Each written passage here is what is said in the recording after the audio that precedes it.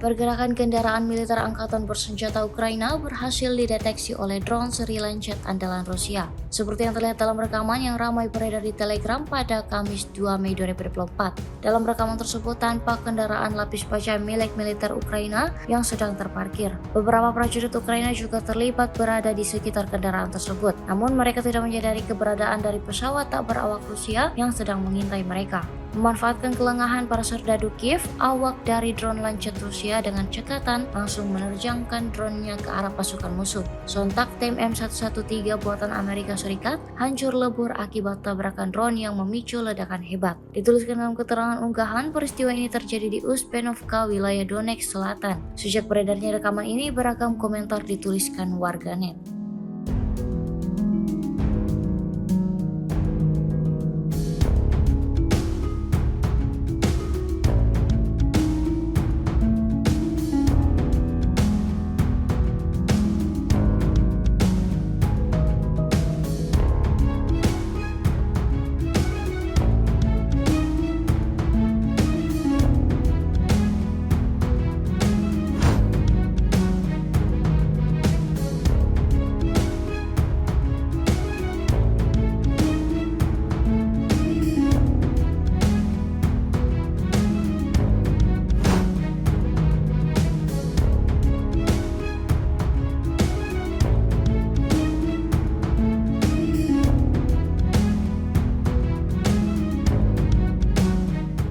Download Tribun X sekarang, menghadirkan lokal menjadi Indonesia.